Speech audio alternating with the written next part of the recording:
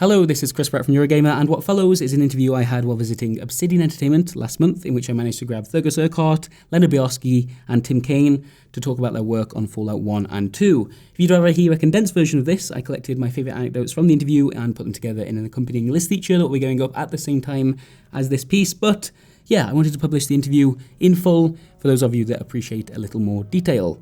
And one final thing before we begin is that at the very end of this interview, you'll hear that we talk very, very briefly about Fallout 3, the Fallout 3 that was in works at Black Isle Studios and then was then cancelled, and you might think it's a bit of a shame we didn't get to hear more on that because it's an interesting subject, which is why I went back the very next day and found the right people to speak to about that project for a Here's a Thing episode that will be going live next week. So please look forward to that and enjoy the rest of this interview. Thanks. I guess the best place to start with this is with you, Tim, as sort of the initial development of Fallout was yourself, just yourself, in fact. Yeah. Could you tell me a little bit about that from your experience? It was you working on an engine. Yeah, I'd been assigned to make installers for several different products at Interplay. And after making a couple, I made something called an installer, which would generate an installer for the thing that needed it. And so then I spent my time making engines. So I made like a 3D engine, which was really slow, all in software rendering. I did a voxel engine. I remember coming and seeing in your office, and it was on Fitch, and I remember seeing your voxel. The voxel had oceans and waves. And then that was the cool stuff. Voxels. It was. I was for exploring. That brief moment in time. Voxels were everything. And then I finally said I can't stand this. I went back to just good old sprites and 2D isometric, and started putting together just a little isometric game. And then on the side, because we were playing GURPS as a paper mental role-playing game, I made a character generator, because the character generation system is a little complicated. And then we had the idea we could put those two things together. Like peanut butter and chocolate. Yeah, it was delicious. and I started, I think the first time I actually tried to get people is, I wasn't allowed to actually ask anyone to work on my team. So what I'd do is I'd send out an email saying, at 6 p.m. in this conference room, I will be sitting with a pizza. And I really thought a lot of people would show up. And I think, maybe 8 people showed up?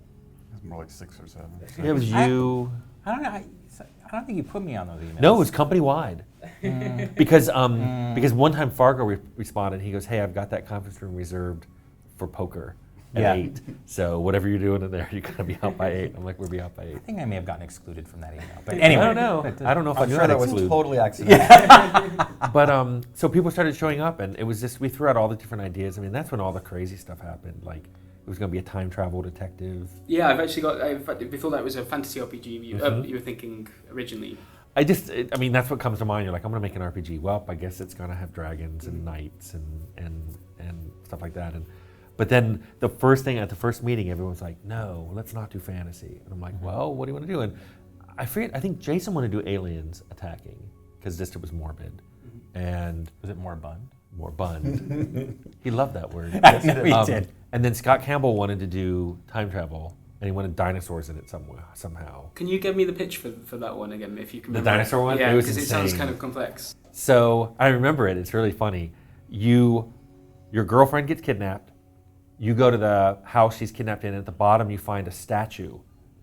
You're playing around with it, and these cultists attack you, drag you back to their lair. It's like the Spanish Inquisition. And pray to their god, and something happens, and you fall through this portal, and you're way back in the beginning of human history, and there's a crashed spaceship. And you get in, you can't get into it because there's a monkey that is holding the spaceship key, and you kill the monkey and take the key and go to the spaceship. Why has no one made this game? The spaceship takes you to another planet ruled by dinosaurs. Hang on, wasn't the monkey quite important to this as well? It was very important. It turned out it was the hominid that was the human ancestor. So you get to this, you take it to a fantasy world, and there's a villain who's been attacking everybody, and he uses lightning bolts or something, but the only thing you found to wear on the spaceship was superconducting underwear. So whenever he shoots a lightning bolt, it just makes your underwear glow and nothing happens to you. And so you beat him, and you get another wizard to cast a spell to send you back to your world, but your world has evolved without humans. Because so you killed the monkey. You killed the monkey. Yeah. So you're in this dinosaur world, and they have high tech and everything, and they put you in a zoo, and you're still wearing your superconducting underwear, and a PETA-like group breaks you out, and they take you to one of their scientists, and you explain to what happened, and he sends you in a time machine back to the moment of time, and you have to stop yourself killing the monkey. Right. Then everything unravels. And he gave you a way of putting yourself in suspended animation after you kill the monkey, so you don't have to use a spaceship. You go in suspended animation, and you look like a statue. When you come to, you're the statue that was in the basement. Oh my god. And you come out of it, you rescue your girlfriend, you wipe out the cultists, and everything's good. If that was an elevator pitch, it would have to be quite a long elevator Yes. ride. And what's funny is it was 22 years ago, and I remember it like we were joking around about this. I don't know how last you week. remember that. At some point during that, I'm like, hey, let's make a post-apocalyptic game. I think that's more than 22 years. Yeah, probably what, I 25. think 24, 25 I just years. remember you or someone else went, we could probably simplify that a bit. A little bit. Yeah, me and Jason were big on the whole post-apocalyptic thing. Right. I was very much against doing a fantasy game. I think you guys wanted post-apocalyptic mostly because of like Road Warrior. Mad Warrior. Max and Road Mad Warrior. Max. Well, and- you were working in Stonekeep. That's probably the other reason why you didn't want to do fantasy. That too, but I just really wanted to make a Mad Max post-apocalyptic Jason game. was kind of non-fantasy too, but it was only after we picked that I think it was either Fargo or Dick Lerberg said, we could try to get the Wasteland license. So we never really were making for Wasteland. We were just like, hey, everybody here loved Wasteland and we love Mad Max. Let's just make a post-apoc game. Yeah, we hope like the potential that maybe you could get the license for it. Yeah. Yeah, and probably just to say real quickly, just is that so what with the Wasteland thing is because Interplay originally made the first Wasteland for Electronic Arts. Right. Yeah. And they were trying to get the license back. We had kind of diverged anyway from what it was because of the whole 50s vibe. Well, it's pretty funny because we never ever changed what we were making, even though we're going to get the Wasteland 2 license. We're like, that sounds great. We just keep going this direction, making our game. I think at one point I said, well, it's got kind of an 80s vibe to it. And we kind of have a 50s vibe. And you're like, eh. And we just didn't worry about it. I don't think it mattered a whole lot. I mean, sorry, it didn't matter like to Wasteland, you know what I mean? Yeah. So, I think people would have liked it. If we would have just put a spin on it, we would have had Rangers. Yeah. And But didn't a lot of the 50s stuff, if I remember right, I mean, some of that it was sort of like an idea, but then wasn't like Tony Postma? Was it Tony Postma made some concepts that No, what happened was it was actually the 50s thing came later. We started making the game, and it was pretty much just a straight up Mad Max. We're like, oh, it's post-apocalyptic. It's going to look like Mad Max. And then somewhere along the way, I had this weird vision in my car one night when I was driving home. I had this like 45-minute drive. I'm like, we're going to make it this post-apocalyptic 50s thing. And so I came back to work the next day. I told everybody. Rob Nessler was the first person I told. He looked at me like I was crazy, but he's like, yeah, whatever you want to do. And Tim, same kind of thing. He's like, okay. I always looked at you like that, though. So yeah, then we started doing that, and then a little while later, we were having problems with too many icons, and I came up with the idea for the Vault Boy. Postma was really instrumental though in like the dialogue and that. No, he was in the main interface because Yeah. I'm not a very good industrial designer, Yeah. and he was. He had gone to school for that. Yeah. And I'm like, this is what I want our interface to look like, but I have no No idea idea how to do it. Yeah, So yeah. he drew that out. Because I remember there was that thing, although what I meant by the dialogue was the dialogue screen, because the dialogue screen had those like the vacuum tubes and That stuff. was, looked like an actually, old that was TV. actually Anderson came up with that one. I could have sworn that I remember seeing like a scan of like a pen and paper thing, and Tony's name was on it. But maybe he might have done it based off of what Jason was talking or about. he did an original version of it. All I know is when I Yeah. saw Jason, what Jason had done with it, I did the thing where it slid up and down on the bottom because I wanted to do something with all those tubes, which was totally wasteful because it just took extra time for the thing to come up. But so Postman did a lot of really good design work for us on that. Well, in the 50s thing too, after a while I realized it focused us. It like, hey, our robots looked like what the 50s thought future robots were like Robbie the robot. I mean, and it focused our art, it focused our discussion of what was and wasn't possible. And so it acted like a constraint, but it was really something we needed. All these things that, like, for me, I consider like fundamental parts of what Fallout is about, and they are, obviously, but hearing how some of the ideas came into fruition, it's not quite as structured as maybe I thought. Probably a little less structured, yeah. If you look back at some of the stuff, we had done almost all of our armors before we had made the decision that we were going to be this 1950s weird future thing. And that's another like weird little detail about it that I think is different from how we were implementing Fallout than how some of the later games were implemented. We had this weird kind of more nuanced thing about like it was the 50s style never died, but it was definitely the future, where some of the later games seem to be much more in that time period as well. Even though it's the future, it still has that. We were like kind of like we advanced to the future, but the style was still, the stylistic remnants were still there. It's a fine point. It doesn't, but for us that was a big deal, and later games don't seem to have embraced that as much. I think even like, so obviously the Vault Boy is a good example of like probably what you feel is like such like Tim's what Tim wanted to do in helping kind of have some sort of, I don't want to call it a mascot, but some way to help explain it.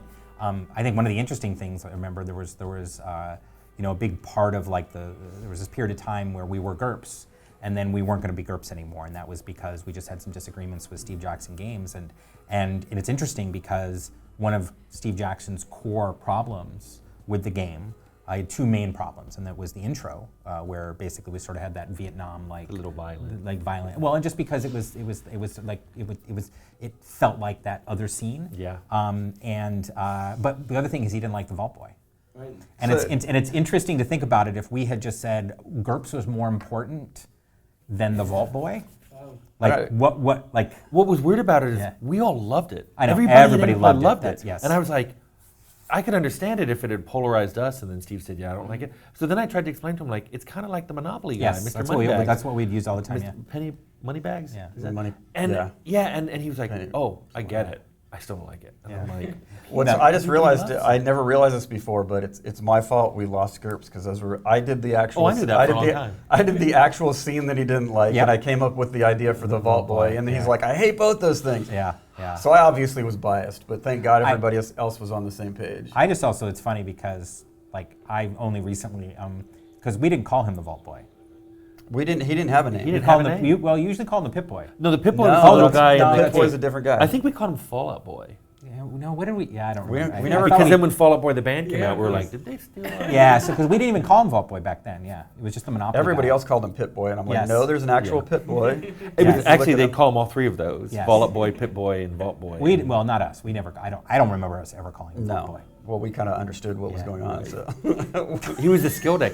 He was on the. He was on. it was the Yes. skill deck. He was the skill deck guy. That's right. The That is Monopoly what he's guy. called. Yeah.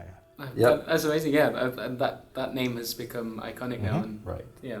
You mentioned it just briefly there, but could you? So when the GURPS system, which is the original rule set, it was in the game for quite a long time during its run, right? How long would you say it was the rule set? 2.5 years. Was it that long? Yeah, because what had happened was I had made the character generator, and it was a module. Oh, right. So when I okay, started yeah. making the game, I just said, well, let me code up the combat rules also as a module. I stick those modules in the game with an interface into the game itself. So the game would call out. The game would. It was funny because this is what helped us replace it. The game would simply go, this guy's shooting at this guy. Here's how far away he is. Here's what kind of cover is there. Here's what weapon he's using. Here are what their skills and stats. Tell me the % chance he has to hit. It would go off into this GURPS module and would come back and say 60%. Right. Tim usually does all of this with sock puppets, by the way, because it helps. I like to talk. Less technical I people just- understand what's going on. So I remember when Fargo said, could you take this out? I'm like, well, if I just took out all these modules and we replaced, first of all, we replaced it with something much simpler. Special was Chris Taylor literally went home and came back a couple days later and goes, what do you think of this? Yeah. And my only contribution was I demand a luck stat, and there were too many skills. 'Cause I remember there used to be 3 medical skills, and we cut it down to first aid and doctor. Yeah. There was something else in there like field surgery. Didn't we have some conversation about charisma? We did, Yeah, but we left it in. We But left there it were in, only yeah, 6 stats, and that maybe became saying, I don't like 7, 7's a lot. But No, but because then- we didn't want, because D&D's 6 stats. Right. And we didn't want to do same stats, number of stats in D&D. And then Fargo saw it and said, there's nothing for me to buy except skills after I go up a level.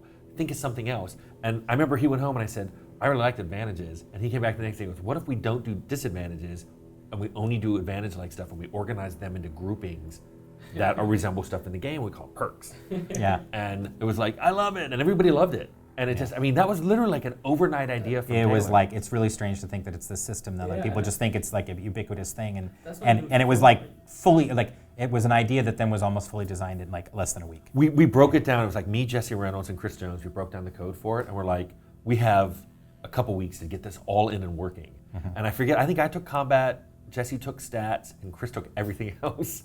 And we just coded and just connected. We took everything out and reconnected everything to the API. So the code still said, hey, this guy's fighting this guy with this weapon, and he has these attributes. I was just a pointer to his attribute block, and it would come back and say 60%. But it used a totally different set of rules. We actually gained a lot of things. The game got easier to debug. Because we had more Well, the health. turn-based stuff became more clear as well. Like the GURPS turn, like it was just like The action points were easier. the action points were a lot easier. What I liked was GURPS, you tended to only have about 10 hit points. So it tended to be you dodge, you got hit, and you died. Yeah. So it was like, what it looked like to the players, I'm fine, I'm dead.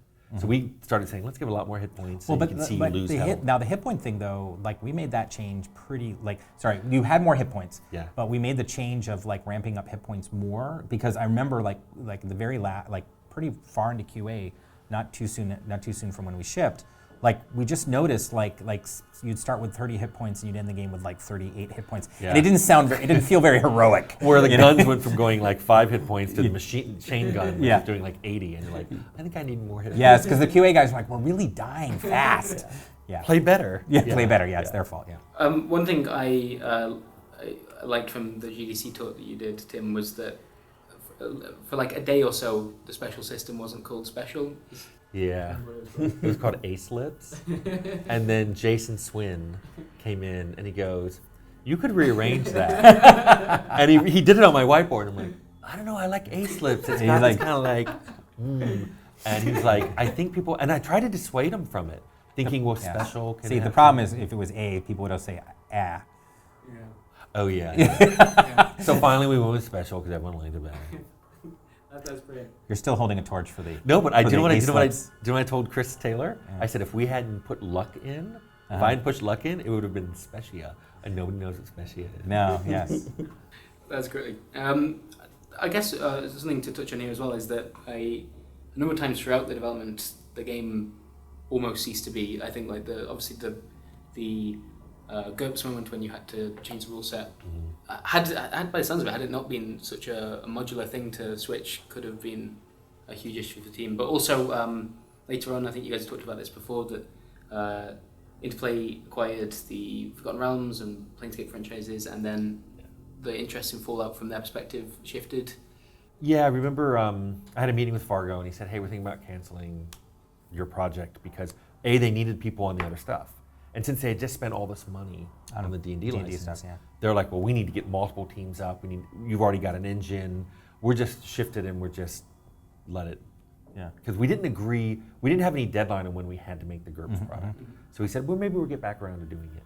And I remember telling him, I still remember the crux of my argument was, since this was a post-apocalyptic game, it won't compete. It won't cannibalize the D&D that's stuff. it. It won't cannibalize the sales. Yeah. And I remember coming back though thinking it had been canceled. Yeah. I remember What was interesting is, I mean, obviously, I would talk to you guys a lot prior to me running the RPG division, and originally Fallout wasn't a part of the RPG division. Right. It was, and I'm trying to remember exactly because I remember having the conversations with you guys about like, hey, I think it would be cool because we can then, I hate to say the term of I can protect you guys, but do you know why it wasn't part of yours? Is because the guy who ran it before. Dragonplay is what it was called. It was supposed to be fantasy only. Yeah. So it wasn't there. So then when you took it over and you're just like, no, we're just going to be RPG. It was like, well, is it in there or is it not? And then I think they'd already printed up something. It was either boxes or manuals had been printed, and they said Interplay. Oh no, well, we hadn't done we wouldn't even get to Black Isle for quite a while. Okay. So it was still like we hadn't chosen Black Isle until after Fallout, out of Fallout. No, because I think a part of it also is that So suddenly I had all these people that were supposed to be making RPGs, and Mark Green's Mark Green helped Fallout a lot through like his script stuff that he did. Right. But the the organization of everything that was going on was like there was just tons of projects and not a lot of people working on it, and it just seemed like an opportunity. Like I had all these people for projects that I knew I was going to have to kill, and we would find something because it was just back then when you say it a lot of people, you say, well, I had 10 people working on a project. Like, that was a lot back then.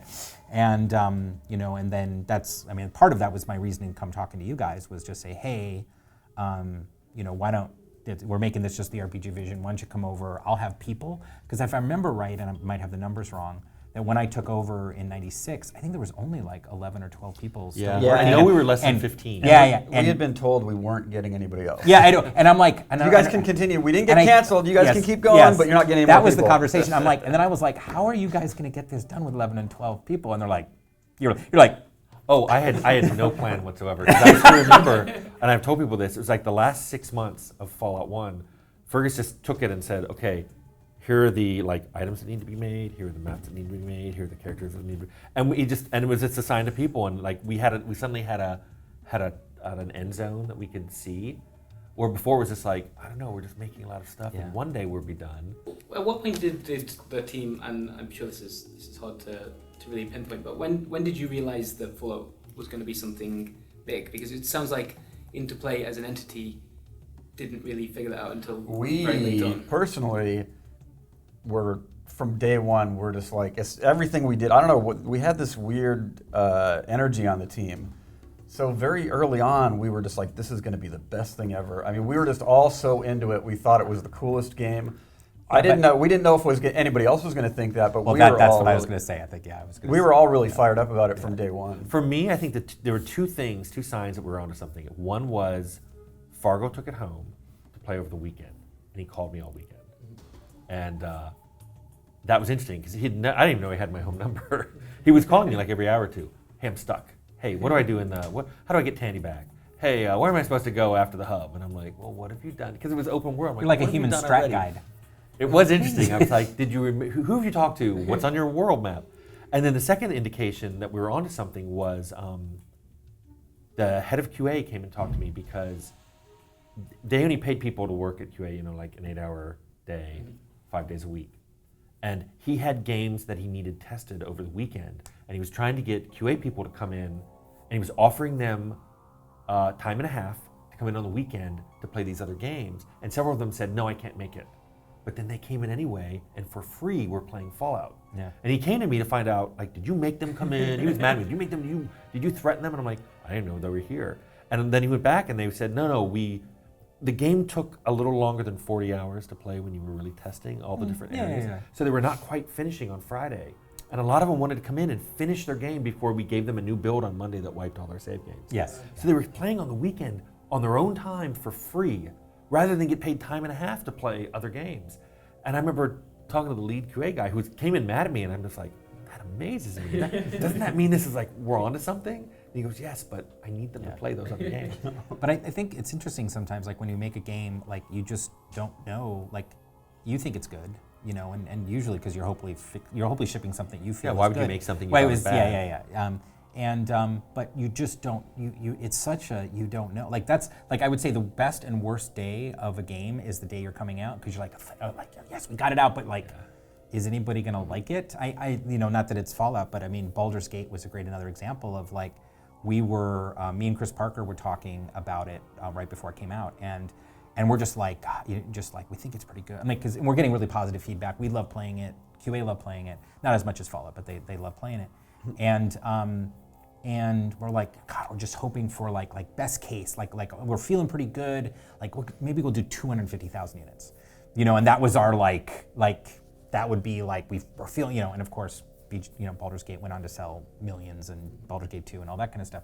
But you just it's very hard. I find it very hard to think that a game that you're going to make is going to go out and sell millions of units. You just, I don't know. For me, it's an uneasy feeling. It's you feel like you're proud, but you're uneasy because you're Well, it goes back and forth, because there's days where you look at it and you're just all you can see is all the flaws. And Yeah.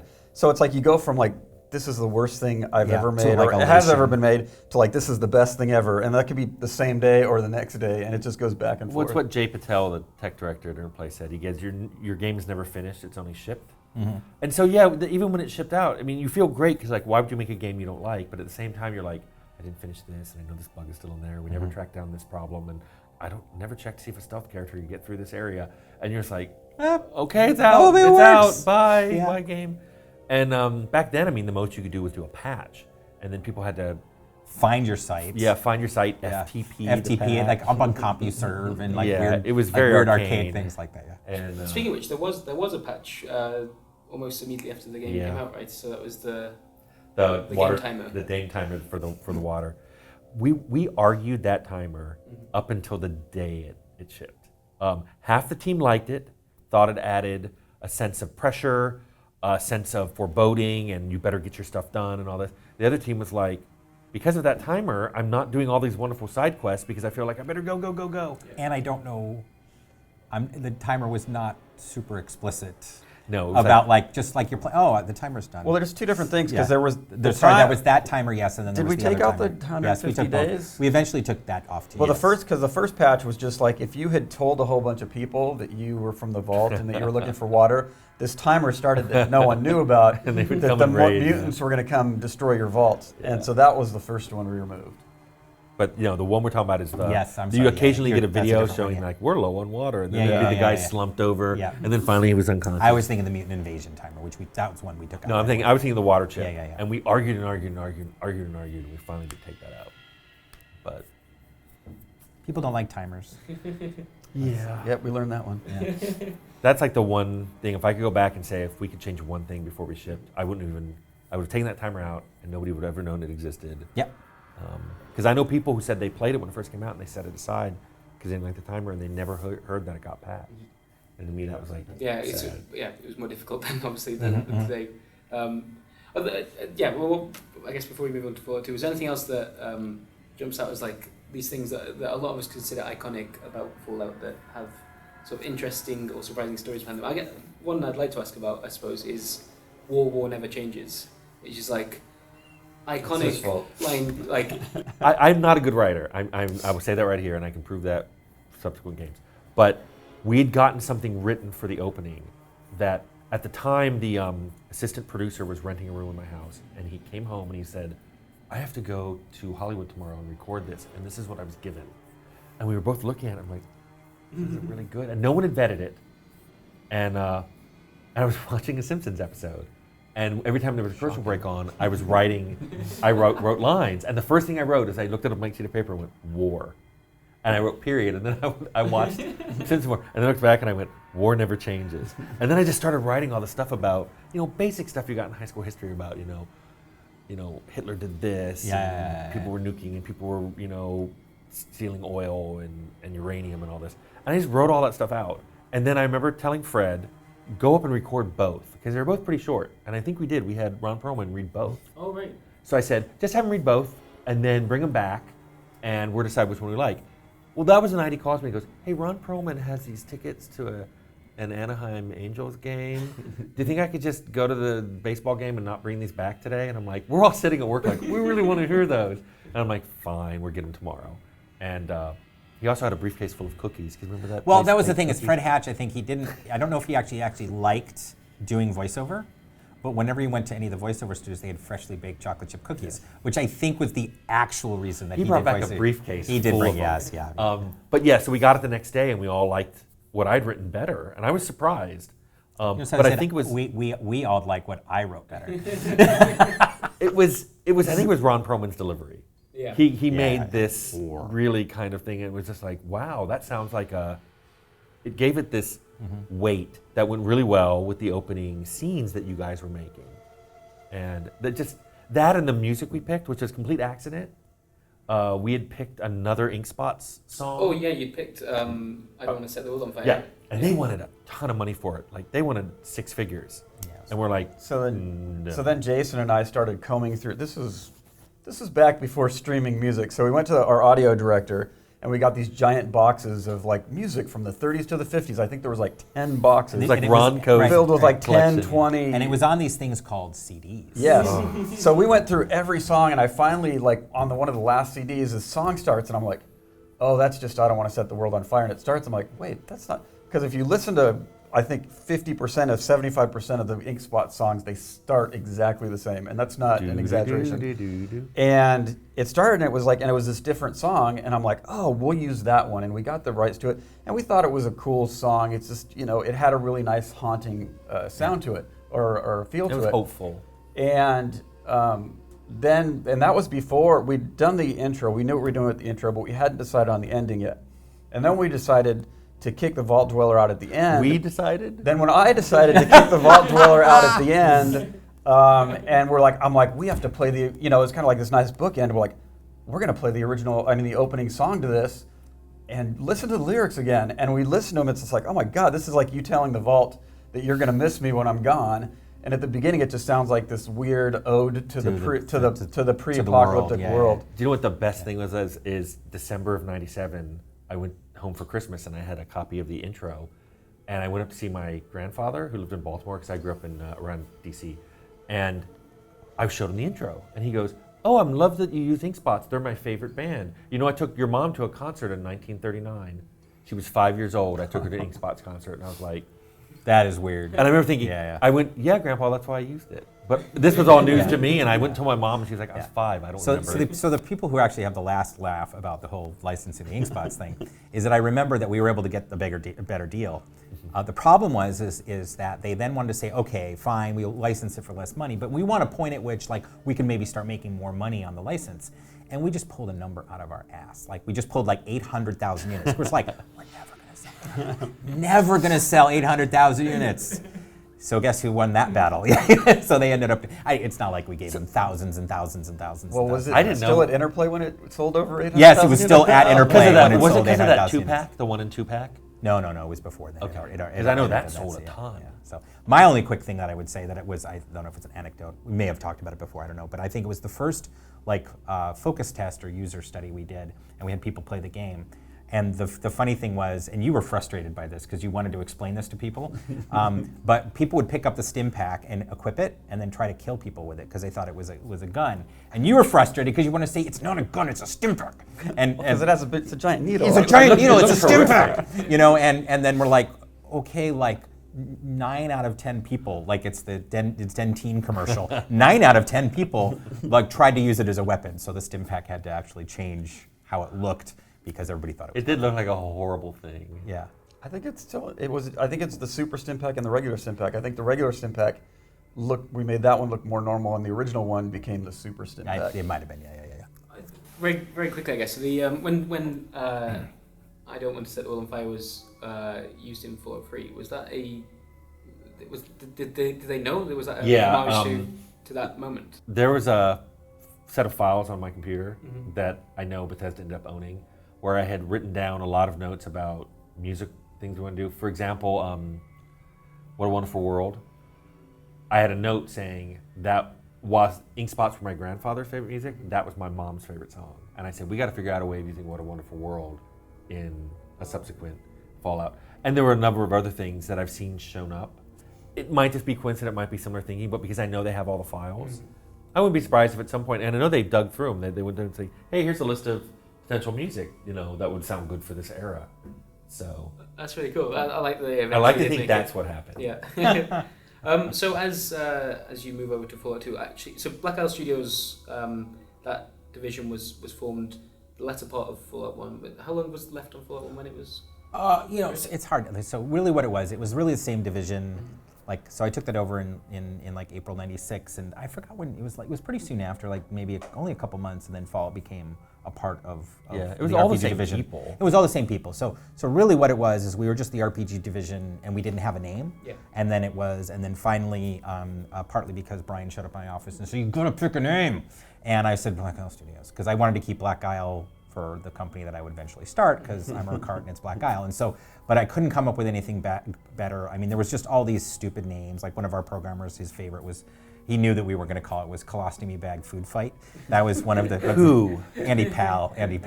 So, yeah, the Andy Powell story, never mind, I won't go to Andy Powell stories. But, that's when we came up. So it just really was the same division starting in April '96, and we just didn't officially name it until '98. So when work begins on Fallout 2, what has changed from your perspective? Is there, I guess there's a degree more confidence now? Well, interesting enough, there's 2 starts to Fallout 2, right? And so the first start was because, we had this slate of games we were going to do after Fallout, just as you do, you have games, right? And I just had Tim's Next RPG. That's really right. It was just Tim's Next RPG, because at the time you guys wanted to kind of go off and do something different. After you work on a game for 3 years, you're like, could we not do another post-apocalyptic game? So we actually started in the summer of '97 before Fallout was done. We started on Fallout 2. and it was a different group of people, and it was Fred Hatch and Gary Plattner, and they just started kind of working on some ideas and putting some stuff together. And then I think, well, I mean, you guys speak better to it, and because I would be speaking for you guys. But then Fallout came out, and sort of things changed a bit. Well, and also Fargo came to me and said he was concerned about some of the designs that group was producing. Like one of the things they wanted to do was bring the character over from 1, but then have him get robbed of all his stuff and knocked on the head so he had amnesia to restore him to level 1 with no items. And I was like, but then you're not you anymore. So the funny thing there is like I was just letting them. Yeah. Like what's funny is like this is what you do very early on in games. You just let the team kind of come up with a bunch of ideas, and some gel and some don't. And I think that I don't know what Brian. It was interesting because I think Brian, I don't know why he was so excited kind of so quickly, I think because he got excited about Fallout 1. He started keeping tabs on the Fallout 2 team. Which because I was. And then he kept poking me like, well, do you like this? What would you do? Yeah. What would you do instead? So then he had me write up a treatment, and he hated my treatment. Hated it. Yeah. And then Jason and I went and wrote our version of what it was going to be. And I even went so far as to paint up, like one of the loading screens has Fallout comic issue number 2, and it has a scene from the design that we had made for Fallout 2. Then he hated that one. Yeah. So then me and Jason and Tim left work and went to Tim's house, and in one day came up with the basic storyline for Fallout 2. Which meant we got back, and he wanted to. I ran in there. I'm page left on the back of the Fallout manual, and he wanted to put the GECK ad in since Fallout 2 was going to be based on the GECK.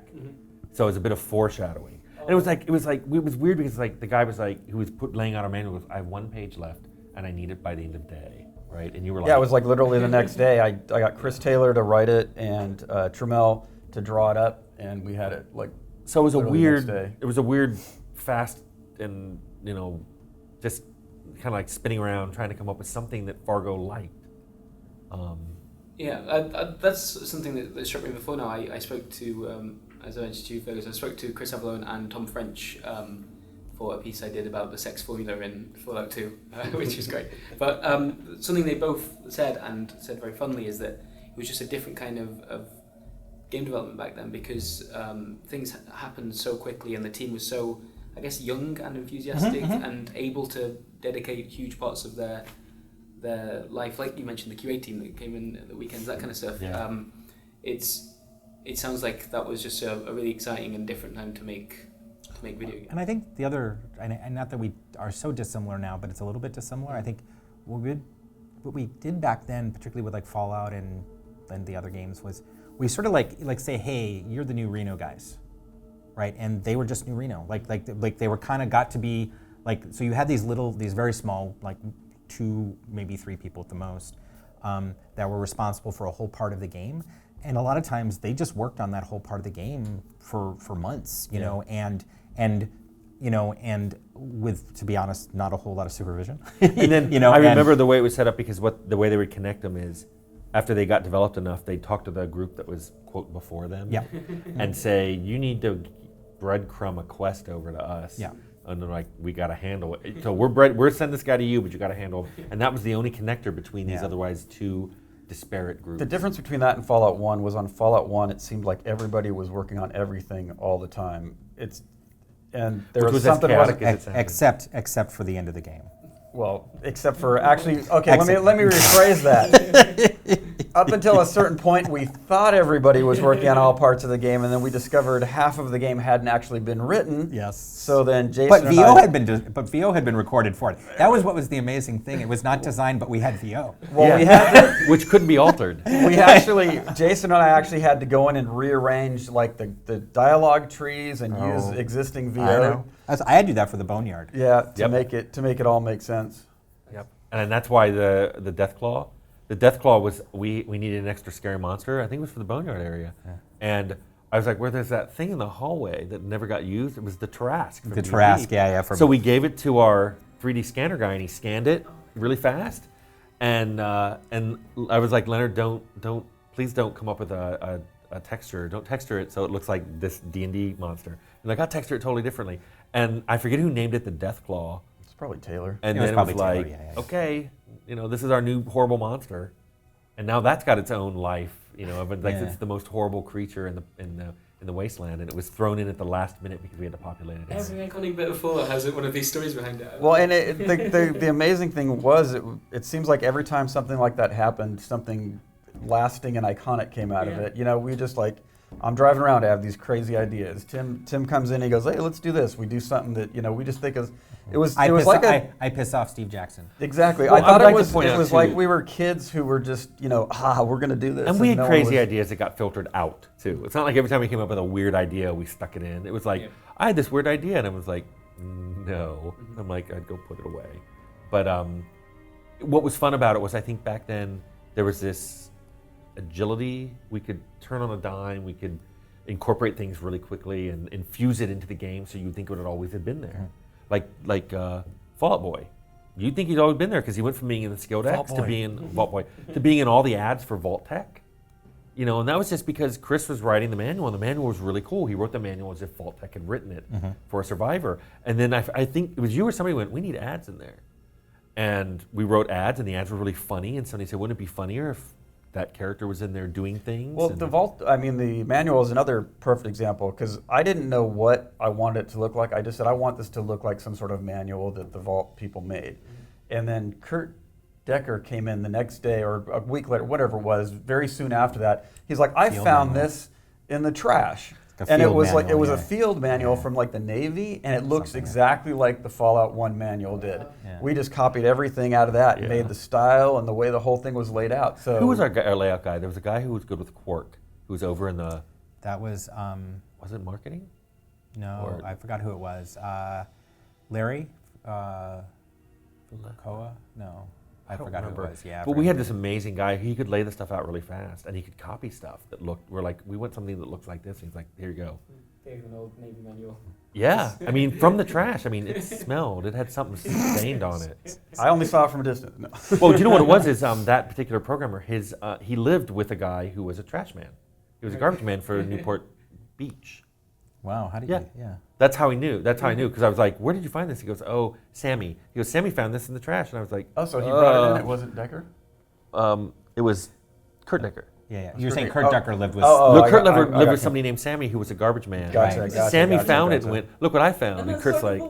And that was... wait, is that the house? No, that's the that was the manual. house where Dan Spitzley lived as well, eventually. Is that the house in Irvine where like Tom Decker as well? No, Tom Decker lived, but Kurt Decker didn't live there. Oh, Kurt Decker lived in Costa Mesa. Sorry, we'll There's stop. too many Deckers. We'll stop talking about it, yeah. One thing that's very apparent playing 1 and 2 is that second game feels much more mature than the first game in terms of the setting. You sort of things like drugs and sex with the amazing sex formula became more prevalent. Was that a conscious decision? Was that because you felt more confident in what you could do with Fallout, or did it just happen I naturally? could probably answer, because I mean, you guys worked on it, you Yeah. know, and then we kind of took up the torch when they went off to start Troika.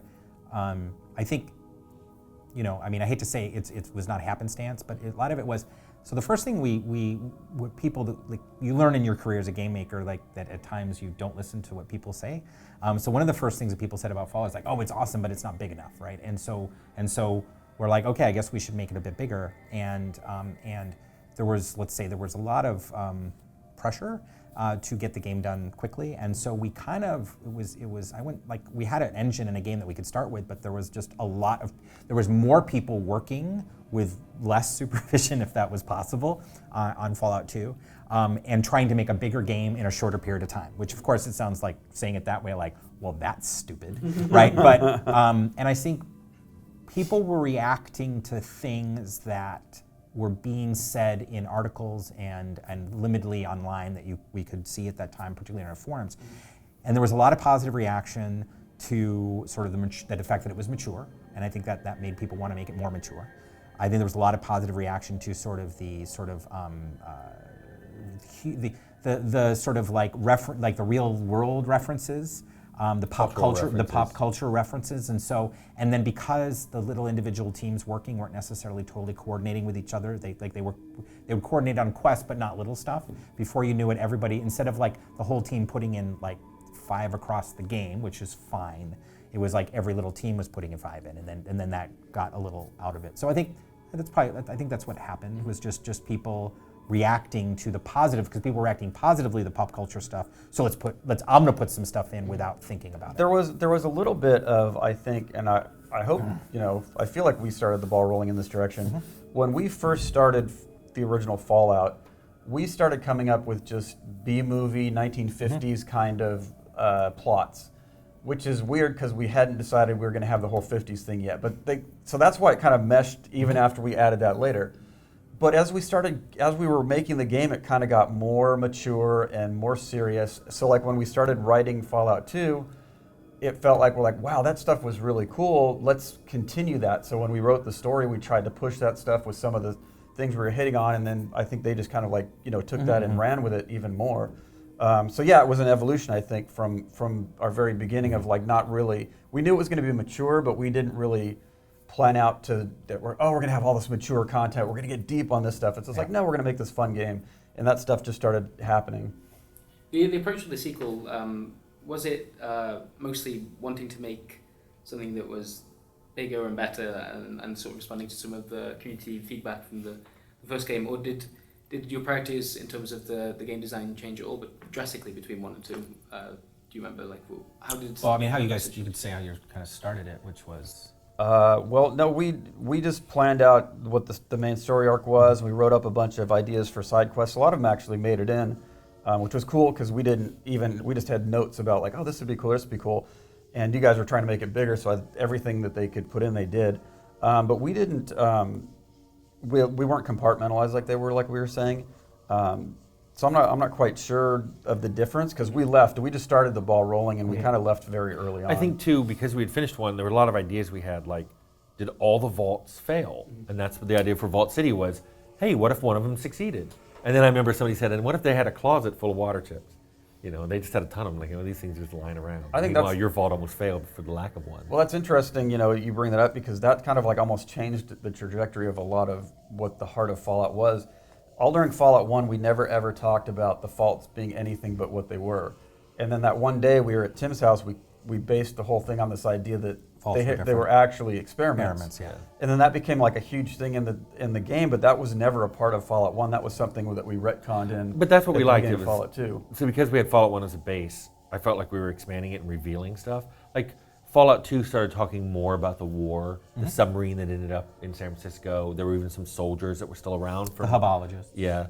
And we started talking about the Enclave and the real sinister purpose of the vaults. And I liked that because it meant you could play Fallout 1 and it would still be fun, but then when you played Fallout 2, it would say, some of that stuff you thought on Fallout 1, there was deeper meanings there. And we liked that. Yeah. But I think also it's interesting making role-playing games versus making other types of games. Like, I think maybe if you're making, I don't know, maybe it's less of a big deal now, but back in the day, when you were making like a first-person shooter, the next first-person shooter, the graphics had to be way better and more this and more that and more. It was just supposed to be more.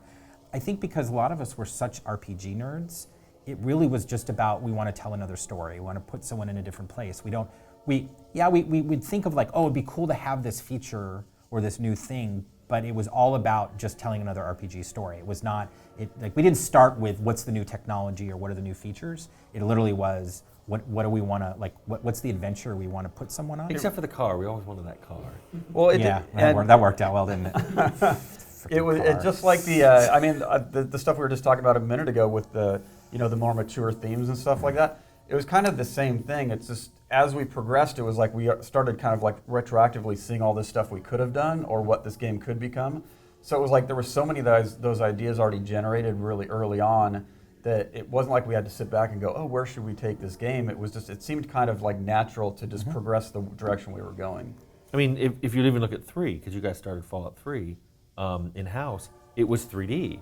Well, that was natural. We did it ours 2D because the 3D software render I wrote in 1994 was awful. Yeah. But the sprite engine I wrote was pretty good. In fact, Fallout originally had 3 levels. You could go up to multiple floors on buildings and go out on the roofs and stuff. But it was really slow. And also when you fell off, it's hard to decide what happened when you jumped off the roof. But so Fallout 3, Van Buren? That was a natural extension of what we would have eventually gone 3D. So, because a lot of people were like, no, Fallout would have stayed 2D isometric forever. It's like, no. Well, remember that was the second Fallout 3. Van Buren. Correct.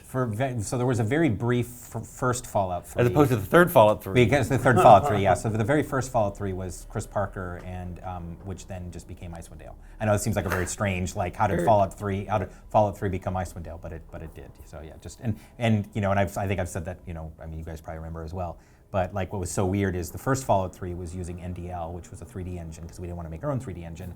NDL was then eventually purchased by Gamebryo, and then what was Fallout 3 made on? Gamebryo! So it's like your Inkspot stuff. No, I don't. It's all part of It's the all big circle. I now want to ask a bunch of questions about Fallout 3, but I think I've taken enough of your time. Yeah. Okay, cool. Well, thank you so much, guys. No, absolutely. Thank you. Yeah. I'm blown away by all genuinely the fact that all these things that I've grown up with as seeing like these iconic moments of Fallout to know that they've all got. Yeah, there was They're no all just accidents. and there was no plan behind any of it. But it worked. But it worked. Yeah. So thank you so much. Sure. Very welcome. Thank you.